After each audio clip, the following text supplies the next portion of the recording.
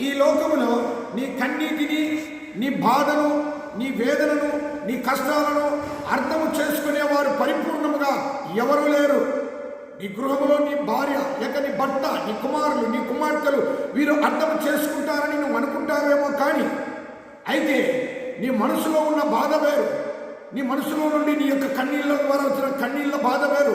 వాటి అర్థాలు ఎవరికి తెలియదు. అయితే ఆ బాధలు, ఆ కష్టాలు, ఆ కన్నీటి వెనకుండే వేదన నిన్ను నన్ను పుట్టించిన భగవంతునికి మాత్రమే తెలుసు. వాటి విలువలు ఆయనకు మాత్రమే తెలుసు. నువ్వు పడే వేదన, కష్ట, బాధ, శోధనలన్నీ కూడా ఆయనకు తెలుసు.